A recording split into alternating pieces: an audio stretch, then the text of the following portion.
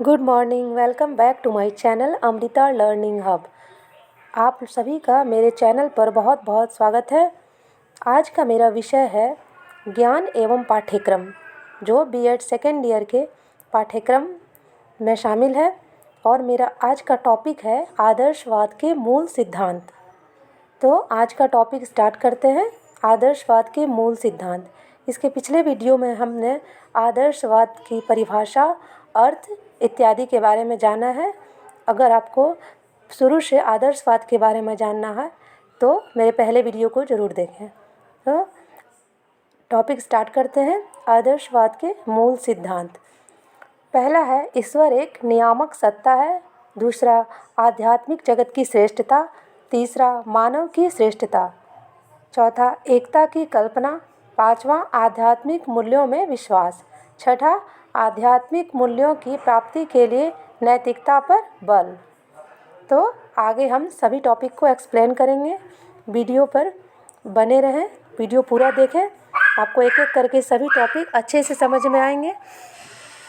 और अगर आपको मेरा वीडियो अच्छा लगे प्लीज़ चैनल को लाइक, शेयर एंड सब्सक्राइब करें। तो टॉपिक स्टार्ट करते हैं। ईश्वर एक नियामक सत्ता है। फर्स्ट टॉपिक है ईश्वर एक नियामक सत्ता है। आदर्शवादियों का विश्वास है कि इस ब्रह्मांड की कोई नियामक सत्ता अवश्य है और यह सत्ता अनादि एवं अनंत है। आदर्शवादियों का विश्वास है कि इस ब्रह्मांड की कोई नियामक सत्ता है। इस ब्रह्मांड को चलाने वाली कोई ऐसी सत्ता है जो अनादि एवं अनंत है। मीन्स जो शुरू से ही चली आ रही है और जिसका कोई अंत नहीं है, उसे हम अनादि एवं अनंत कहते हैं। तो ऐसी कोई सत्ता जो शुरू से इस पूरे ब्रह्मांड को चला रही है, ऐसा आदर्शवादियों का कथन है। और इसका स्वरूप आध्यात्मिक है। और इसका स्वरूप क्या है? आध्यात्मिक है, स्पिरिचुअल है।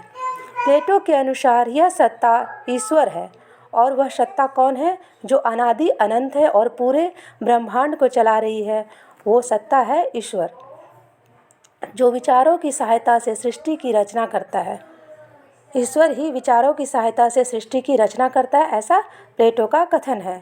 अब हीगल के अनुसार ब्रह्मांड के दो मूल तत्व हैं, एक आत्मा और दूसरा परमात्मा। हीगल के अनुसार भी आत्मा और परमात्मा दो ही स्वरूप हैं इस पूरी संसार के, ब्रह्मांड के। तो उम्मीद है आप लोग अच्छे से समझ गए होंगे इस टॉपिक को।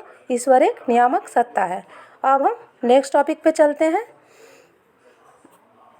नेक्स्ट है आध्यात्मिक जगत की श्रेष्ठता। आदर्शवादियों ने आध्यात्मिक जगत को श्रेष्ठ माना है। आदर्शवादियों ने आध्यात्मिक जगत को ही श्रेष्ठ माना है अपेक्षाकृत भौतिक जगत के। प्लेटो ने ब्रह्मांड को दो भागों में बांटा है। प्लेटो के अनुसार ब्रह्मांड के दो भाग हैं, एक विचार जगत और दूसरा वस्तु जगत। वे विचार जगत को सत्य मानते हैं क्योंकि विचार सत्य और अपरिवर्तनशील है, इसलिए प्लेटो ने विचार जगत को ही श्रेष्ठ माना है। हीगल के अनुसार भी ब्रह्मांड के दो भाग हैं, एक विचार जगत और दूसरा भौतिक जगत, लेकिन उन्होंने भी विचार जगत को ही, आध्यात्मिक जगत को ही श्रेष्ठ माना है अपेक्षाकृत भौतिक जगत के। तीसरा टॉपिक है मानव की श्रेष्ठता। मानव की श्रेष्ठता। आदर्शवादी मनुष्य को ही सृष्टि की श्रेष्ठ रचना मानते हैं। आदर्शवादी मनुष्य को ही, आदर्शवादियों के अनुसार मनुष्य ही सृष्टि की श्रेष्ठ रचना है, क्योंकि अन्य प्राणियों की भांति क्योंकि मनुष्य के पास अन्य प्राणियों की भांति भौतिक शक्तियाँ तो होती ही है, साथ साथ ये आध्यात्मिक शक्तियाँ ही मनुष्य को सभ्यता, संस्कृति, कला, नीति और धर्म को जन्म देने में, उनका विकास करने में। आदर्शवादियों के अनुसार अन्य प्राणियों की अपेक्षा मनुष्य जो है वो ज़्यादा श्रेष्ठ है, श्रेष्ठ रचना है ईश्वर की, क्योंकि मनुष्य के पास ही आध्यात्मिक शक्तियाँ होती है। वे आध्यात्मिक शक्तियाँ के बल पर सभ्यता, संस्कृति, कला, नीति और धर्म को जन्म देने में और उनका विकास करने में सहायक है, इसलिए मानव की श्रेष्ठता को बताया गया है। आदर्शवादियों ने मानव को ही सृष्टि की श्रेष्ठ रचना माना है। अब नेक्स्ट टॉपिक पे चलते हैं, एकता की कल्पना। आदर्शवादियों को विश्वास है कि संसार की समस्त वस्तुओं में भिन्नता होते हुए भी सब में एक ही शक्ति का समावेश है। वे भिन्नता में एकता की कल्पना करते हैं। आदर्शवादियों को विश्वास है कि संसार की समस्त वस्तुओं में भिन्नता होते हुए भी संसार की सभी वस्तु अलग अलग हैं, लेकिन उन सभी वस्तुओं को, पूरी सृष्टि को ईश्वर के द्वारा ही संचालित किया जाता है। इसलिए इन सभी में भिन्नता होते हुए भी वे सभी एक ही हैं। वे भिन्नता में भी एकता की कल्पना करते हैं। तो हम नेक्स्ट टॉपिक पे चलते हैं। 5वां, आध्यात्मिक मूल्यों में विश्वास।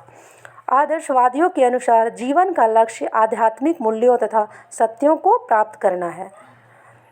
आदर्शवादियों का ये कथन है, ये सोच है कि जीवन का लक्ष्य जो है, मुख्य लक्ष्य जो है वो होना चाहिए आध्यात्मिक मूल्यों की प्राप्ति तथा सत्य को प्राप्त करना। ये आध्यात्मिक मूल्य हैं सत्यम, शिवम और सुंदरम।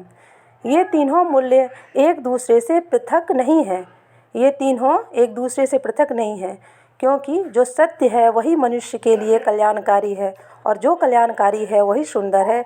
इसलिए आदर्शवादियों ने सत्यम, शिवम एवं सुंदरम को ही मुख्य माना है, मुख्य आध्यात्मिक मूल्य कहा है। अब हम नेक्स्ट टॉपिक पे चलते हैं, आध्यात्मिक मूल्यों की प्राप्ति के लिए नैतिकता पर बल। सत्यम, शिवम, सुंदरम आध्यात्मिक मूल्य हैं। इनकी प्राप्ति के लिए जीवन में पवित्रता लाना आवश्यक है और जीवन की पवित्रता नैतिक आचरण का पालन करने से ही प्राप्त होती है। आदर्शवादियों के अनुसार सत्यम, शिवम, सुंदरम आध्यात्मिक मूल्य पर आधारित है। आध्यात्मिक मूल्यों की प्राप्ति के लिए जीवन में पवित्रता लाना अति आवश्यक है और जीवन नैतिक आचरण का पालन करने से ही, और पवित्रता कैसे प्राप्त होती है? नैतिक आचरण का पालन करने से ही प्राप्त होती है। इसलिए हमें नैतिक मूल्यों का पालन करना चाहिए, आध्यात्मिक बनना चाहिए। अगर आपको मेरा वीडियो अच्छा लगा हो तो प्लीज़ चैनल को लाइक, शेयर एंड सब्सक्राइब करें। Thank you for watching.